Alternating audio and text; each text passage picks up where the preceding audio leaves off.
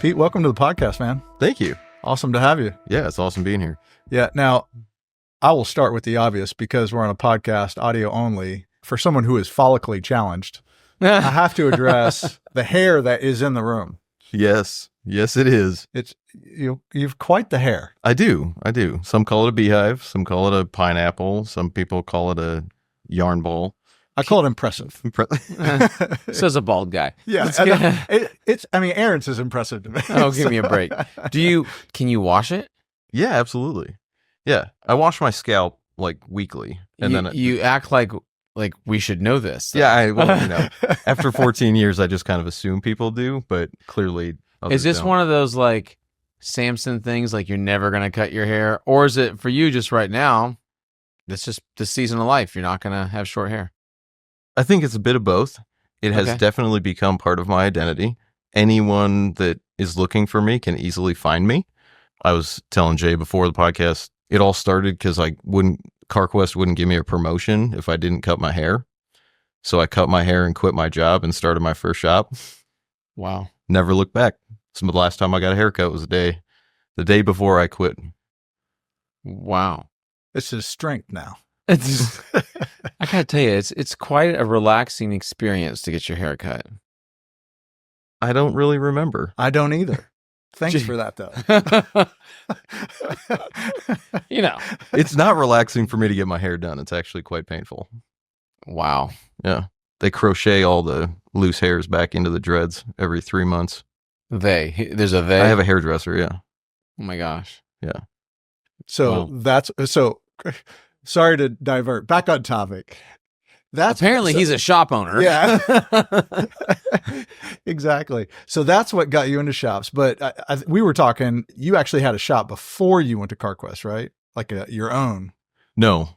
Well, I started my first shop in my garage when I worked at CarQuest. Oh, okay. And what year was this?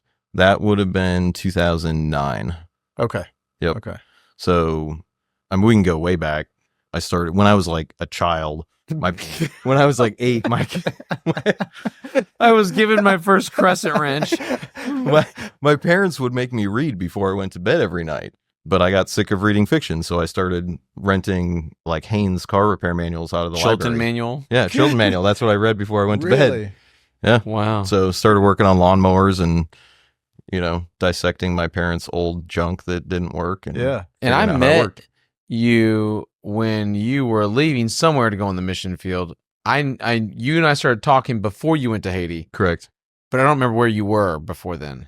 I had a shop in Minnesota. You did have a shop? Yeah, like blocks away from Dave and Jess's bling shop. I was like 2 blocks from there. Okay. Back in an industrial park. Okay. Yeah.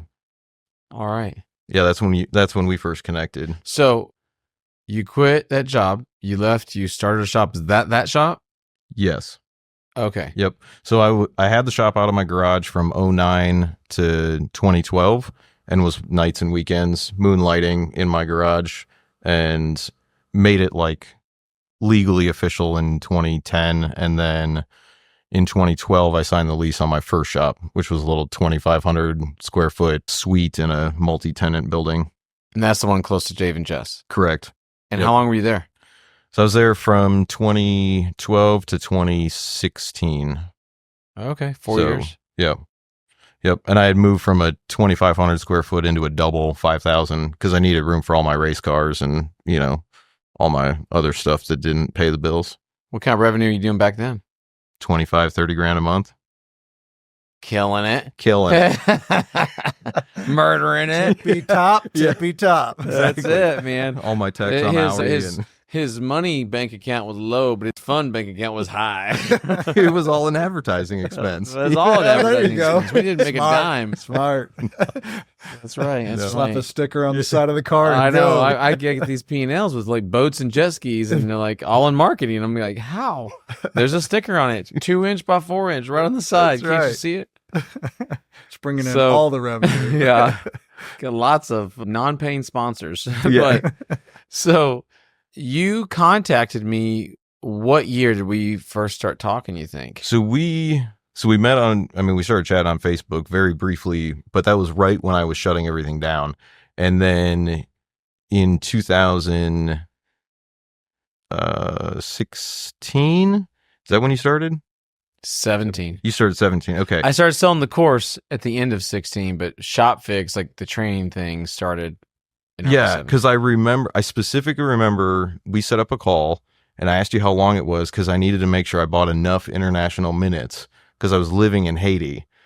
Like to this day, I can tell you exactly where I was on our property in Haiti when I was talking to you. Wow. I was standing on the backside of our house, in between the house and the wall. There was like a 5-foot section that I could pace, and the children couldn't find me, and it was quiet. And just so everybody knows, you left the States to go in the mission field Yep. and start a shop/training center down there. Yep, exactly. Can you give everybody a little bit of detail about that?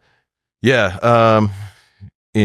I will be as brief as possible. In 2014, I went down to help my uncle build a house, and I stepped off the plane and just felt like God put it on my heart that I was there for way more than plumbing this house. And I went back. I ended up spending about 7 weeks there in 2014. And then in 2015, decided that we were going to close down my shop. We sold off all the big equipment and then packed up a shipping container with all my toolboxes, everything from our house. We sold our house. We sold all our cars, basically everything. Moved down there and started a trade school. We call it business as missions. So it was a for-profit auto repair shop that we would train guys how to work on cars while paying customers would bring their cars in, and then we would utilize that to train up guys. Quickly realized how difficult that was going to be and made a transition more into electrical, solar panels, batteries, welding, that kind of stuff. That stuff was much easier to train than all the systems within a vehicle. There's so much. So much. You don't realize how much until you go into a society that doesn't really have electricity everywhere or hydraulics or anything. Well, and even just like the basis of critical thinking that we get in even elementary school here, Yeah. they don't get that base. And so, being a mechanic without critical thinking is next to impossible. Being able to dissect, and I mean, when I hear an issue within an engine, or I hear of some, a symptom that somebody's having, you can break it down within your head, and I can see how the engine's working internally and what's failing to cause that noise, right? Yeah. But there's just no concept of that in a lot of guys down there. So remember you told me once how hard it was to work on cars there, like getting parts and like just the astronomical, just the difficulty. Yeah. Can you talk about that a little bit? Yeah. I mean, we talk about like the struggles of sourcing parts and being frustrated that they can't come within, a day or something. And I had to DHL parts from Qatar, from the UK, from Australia. I could actually get parts from there faster than I can get them from the US. Really? Yeah, because the only people that would ship in from the US were like missionary-based aviations, and they would come once a week, but you had to get it there by a certain time. So oftentimes if I ordered stuff, it might take me 2 weeks, whereas I could DHL something from Qatar and I could have it within like 3 business days. Wow. Yeah. That's A crazy. wheel bearing for a Chevy. Yeah. Amazon UK. Wow. Yeah, I would Amazon UK via DHL. And then I found a couple other, bushings were a huge issue because the roads are horrible. And I found a company out of Australia that makes polyurethane bushings for a lot of these different chassis. I mean, that's the other thing, right? Like I was rebuilding 4-cylinder diesel Hyundai engines that were in a 15-passenger van, but they're 5-speed rear-wheel drive diesel. Like we ran into some of the craziest stuff. Drivetrains we don't even have here. Oh yeah, absolutely. Like the Ford Rangers they have now. I've been working on those since 2014. Yeah, I knew that. They were in Latin America. But they're way forever. better because they had 2.2 diesel and 3.2 turbo diesels. Way better. And the frames on those things compared to the ones here are, we used to load like a couple 1,000 pounds of concrete in the back of my uncle's Ranger. It's like, yeah. Well, it's crazy what you run into with vehicles that have to be in such an area where, hey, there's not a lot of selection. Right. So you're going to drive something that you can get at least rob parts from. Right. And then also they have to deal with roads that are beyond what we've seen. Yeah. There was a term called dégagé, and it was like adapt and overcome, I guess is the polite way to say it. But I had a Volkswagen van one time and I took the drums off the back, and they had just mechanic wired the wheel cylinders together because they couldn't find shoes for it. So they wrapped mechanics wire around the wheel cylinder so when they hit the brakes, it didn't pump the pins out. No brakes. Got to make it work. But hey, They gotta get over the mountain. They do most of it anyway. That's right. What does it matter? Yeah. So how long were you in Haiti before you came back? 2 years. So 2 years, and Yep. you came back to where? Moved back to Minnesota. Back to Minnesota. Yep. Then what happened? So that was at the very end of 2018. We came home for Christmas. We just came home for a couple weeks just for some respite. We were planning on going back to Haiti once there was a lot of turmoil, political turmoil. Down there we call it manifestations. Up here we call it riots. So Tomato. yeah. Down there they're a little bit different. They cut the road so you can't drive through them, and they sit on the side of the road with glass bottles and they throw them at cars and burning tire piles. And Whoa. so to get out, Little different. Just a little bit, just a little Yeah. more extreme. yeah, we had to pay a moto taxi to guide us through the farms. We were driving through farm fields to get to the airport because it was totally blocked, and the only way to get there was to pay people to drive through their fields to get to the airport when we left in December. So, anyway, it'd be one thing if it was myself and I was ripping it on a moto, but I had my 4 girls, my wife, Joelle, and the girls were there, and my youngest was 10 months old when we moved down there. Oh my god. So, Unbelievable. So when you came back for that visit, you decided just to stay? yeah, we had partnered with a Canadian organization, and that all it fell apart. That's a very long story, but long story short, it fell apart at the end of December. And so we tried multiple times to try and find a place to move to and continue it, but we just felt like God was saying not now, which was really challenging, especially for Joelle, because the first 2 years she did not feel led to be there, and there was a lot of tension within our marriage around that, and the mission field almost ended the marriage. And she finally got to a point at the end of November of that year. We were building a house, and she could finally see herself being there. She loves hosting, much like Lydia. She loves cooking for people and hosting people, and that's like her love language. And we were building a space to do that for other missionaries to come to our place and have respite and everything. And at the end of November, she was basically like, okay, we can do this. Cause we had committed to being there for 5 years. And then the rug basically got pulled out from underneath us, and she and the girls have not been back since. Fast forward to March of 2019, I went down to clear out our house and pack everything up and try and figure out where we were going. And I remember I was flying home, and I was in the Charlotte airport, and there was a big thunderstorm, and so we were delayed, and I was sitting there talking to a guy, and we were asking each other where we were going, et cetera. And he was going to Greece, and my wife and I's 10-year anniversary was coming up, and I was like, my wife's always wanted to go to Greece. That'd be an awesome place. And he said, oh, don't take her to Greece. Take her to Zambia in Africa. And I said, I don't think you understand what I just put my wife through. I don't think she wants to go to Zambia for our anniversary. But he was telling me about the eastern coast of Zambia. It's just beautiful. And you can live like kings and queens on very little money. It's just that was Saturday night, and I got home super late Saturday night. Sunday morning, I wake up, go to church, and I'm sitting there, and there's a guest speaker at church from Zambia.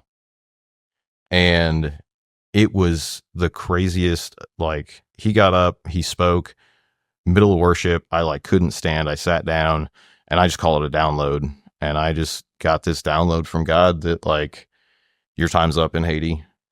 I mean, he ripped me out because I am stubborn, and I was not going to just walk away. And he ripped me out of there. And during that download, it was just like, you need to be here in the States, give your wife security, give her safety, build a life for your family. And then I want you to build an economic engine, and I want you to take this school model to these 5 countries, and Zambia was one of them. And so, wow. Yeah, it was. So that was March of 2019. I went home that day and started looking for shop space on Craigslist and came across a listing and called up a buddy of mine who wanted to quit his job and start a company. And we had talked about partnering in the past. We'd been childhood friends, and long story short, we got together. Come to find out, his buddy was the business broker that had one of the deals I found on Craigslist. And so we went and talked to him. He had an off market or a temporary listing of a shop that wasn't public. We call that a pocket listing. Pocket listing. Yeah. It was temporary. He had signed papers on it and stuff, but they had just temporarily listed it so he could show it to somebody else. Long story short, we went and looked at it and told him our story. And I had nothing. I had a plastic Craftsman Mechanics toolbox. Everything I had was in Haiti. I had no tools, I couldn't go get a job at a shop. I had nothing. Now, quick word from our sponsors. There's that moment after every job where you hand the customer the keys and they extend their hand for that handshake for a job well done. There's just nothing better than that. But those interactions don't happen if you don't reach out first. Upswell specializes in outreach for repair shops. At Upswell, you get a dedicated marketing consultant skilled in auto repair strategies to help you identify your ideal customer and create a campaign that hits the mark with perfect targeting, eye-catching design, and a compelling message to fuel your growth and get you more of those handshakes. Upswell handles it all. They even offer a free marketing assessment and 10% off your first campaign for all new customers. Get more customer handshakes, get more customers in the door, and get yourself an upswell of new business. Visit them online at upswellmarketing.com. Again, that's upswellmarketing.com. And now back to the episode. So we went and toured the shop and talked to them, told them our story, and they accepted our offer. And on top of that, they gave us a full mechanics tool set, big Maximizer toolbox, completely full of tools. They had a fire years ago and had a bunch of extra tools from that Wow. functioned, and left us all the shop tools, all the literally everything. It was one of those situations where we felt like we were doing what God had called us to do, and this was his way of honoring that, following him and honoring that calling. And so connecting, you bought that shop with your partner, your friend. correct. But then you were also talking to Aaron while you were in Haiti. What led you to the point where you were looking for somebody to talk to about shop ownership or running things differently? I knew that there was a piece of me that closed down my first store. I chased after Haiti and chased after that calling because I knew that I was failing. And if I didn't close it down, it was going to get shut down. I was going to lose it, because my advertising budget was too tall and my sales were too low, Yeah. And so there is a piece of it that I had part of it was pride, right? Where I had left corporate America. I was an entrepreneur. I was going to start this thing, but it was tearing. I can't tell you how many times we almost lost our house to foreclosure and 4 or 5 months behind on mortgages. And, it was all of a sudden we get a tax return. We'd have a couple, we had a couple of kids, and now we got this monster tax return. And I was like, oh, thank God we can save the house. Yeah. But Yeah. it was survival. I got involved in the capital loans for my credit card companies, and just drowning. And this was a glorified out, I guess you could say, if that makes sense. Mm-hmm. And so, yeah. So you and your partner, though, y'all get going, and you're doing how much a month? So connecting with ShopFix. So I tried to join ShopFix when I lived in Haiti, and Aaron was like, yeah, I don't think this is the right fit for you. She turned you down? traveling back to from Haiti, you don't really have a real shop. right. Servicing Well, the funny thing was tractors. I was the only person in the northern half of the country with a lift or a scan tool. There were 2 of us American mechanics in the country, and so I was booked months out, and that's a whole nother, we can dive into that later. But yeah, so I tried to join when I lived in Haiti and that didn't happen. And so we closed July 1st of 2019 on my current store one. And then we couldn't join because ShopFix was closed for 4th of July holiday. So I think it was like the 6th or something they opened back up, and I joined then immediately. Because I knew that I had attempted to run my own shop and I did not, though I kept it open, it was not successful. And I knew that there was a way better way. And for 2 years living down there, I had the opportunity to reflect, connect on the hackers page, like look at other people's stories, talk to other owners, like, and really gain good momentum. And I told my partner going in, I said, hey, on day one, we're signing up for ShopFix. It's $1,200 a month. And he's like, there's no way. And I was like, it's a non-negotiable day one.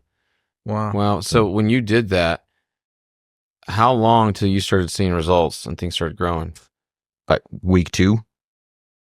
I mean, it was one of those things where I had run the shop. I had my shop. So we signed up. I think they gave me access to the videos. I signed up online and we got immediate access to the videos, I think. Mm-hmm. And then we had like a follow-up call about whether we wanted to join the program. I can't remember how it played out, but I literally binge watched Driving Growth in like 8 days. Oh my gosh. The entire driving, everything that was available at that time, binged the whole thing. I mean, I set it on my speedometer the way you used to record your Facebook lives. Yeah, I would set my phone on the speedometer and watch them all the way to work, all the way home, anywhere. I just consumed it. And you came to our shop, I think it was that summer. Yeah, probably so. Yeah. We did put a support in that pallet racking, by the way. Oh, that's good. Yeah, he was very... rusted out doors and everything, yeah. Totally blown out. Yeah. And so that little shop, you and your partner had it. What kind of revenue did you get it to? Yeah, when we bought it, they were doing about 45 grand a month. And then when I'm trying to think of timeline, long story short, I mean, we immediately took it to 65 and then up to 80. And then our peak month was June of last year. We did 293. 293 out of that little shop. Yeah. How big, like how many bays, big is this thing? So it's 5 bays, 7 lifts. The whole building is 3,000 square feet. Okay. The office is like 5 feet wide. Yep. And like 40 feet deep. Yeah. Super wide and really long. Including the bathroom. Yeah. And we have 5 advisor stations in that office. Oh my gosh. And we tore the kitchenette out, like put 2 more advisor stations there. Wow. I bought an enclosed trailer, a 20-foot trailer, and I insulated and heated and air conditioned and put electricity and air out there. And so all of our tire equipment's in a trailer behind the shop because there's no real estate. Yeah. So you got it up to that, but at some point in time, though, you and your partner also decided to both go your separate ways. Yeah. So we, in January of 22 is when we made the decision to part ways. We had made an agreement when we very first started. I mean, we grew up together. We were 5 and 6 years old when we met. And the agreement we made was that if the partnership ever got in the way of our friendship, that we would end the partnership before the friendship ended. Not to say that it wasn't challenging, because it was. But I mean, he now he actually manages a ShopFix shop, and we were just texting the other day. I mean, I feel like it's as amicable as it could be. And maybe even a little bit more. It will grow back to what it was. Yeah. But you ended up buying him out. I bought him out. Yep. And that was, that was May of 22, I believe. So it's been 2.5 years now. Got it. And then it was a pretty crazy turn. I bought him out. And then at the end of 22, I bought my building. And then end of November of 23, last November, I bought store 2. And then January, I bought that building. That's so exciting. Your wife feeling secure now? Yes, much more. Tell us about that second store. I was the owner went to a ShopFix shop up in northern Minnesota getting his car fixed, and told the guy, well, if you ever want to buy a shop in the cities, let me know.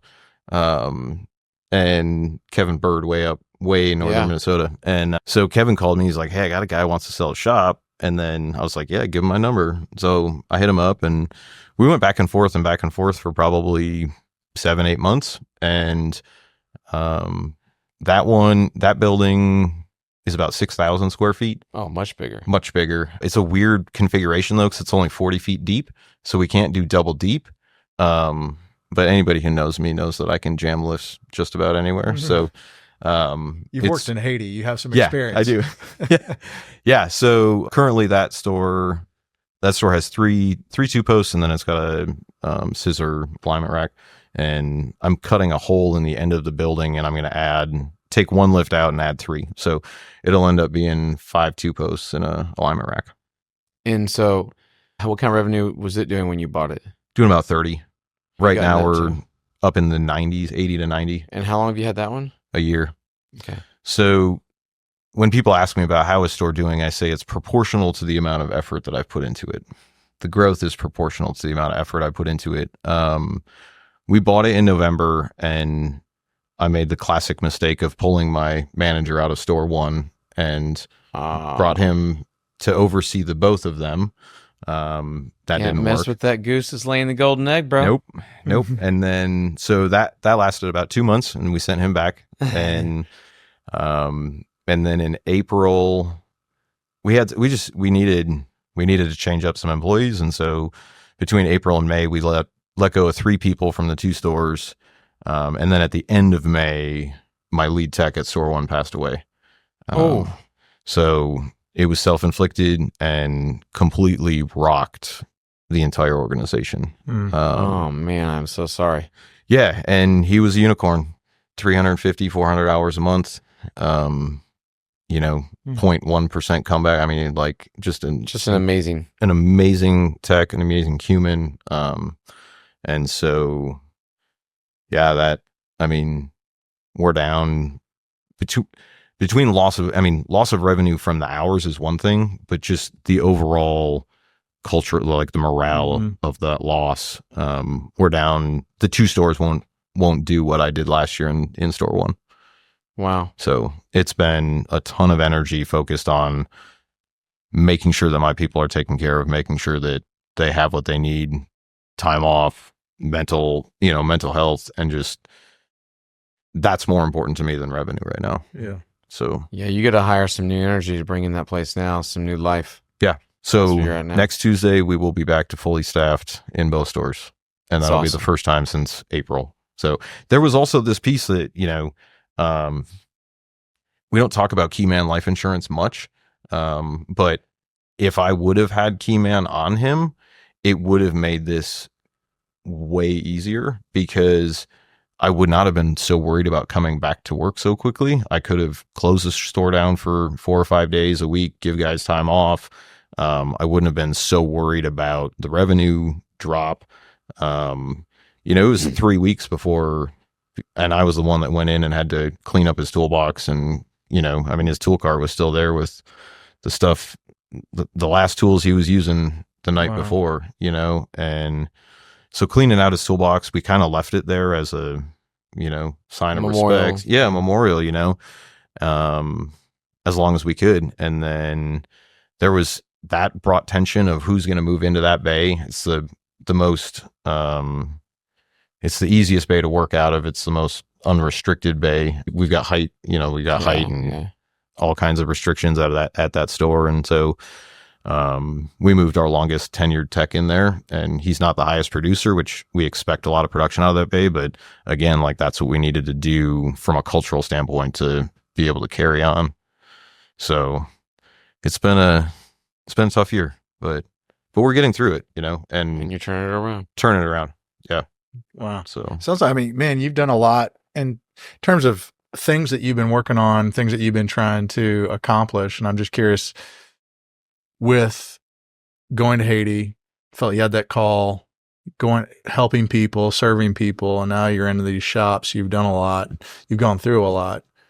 Where do you feel like, your call is? Where do you feel like, where are you at in that journey? So I had this download to chase after these 5 international schools. And, when I was trying to purchase store 2, it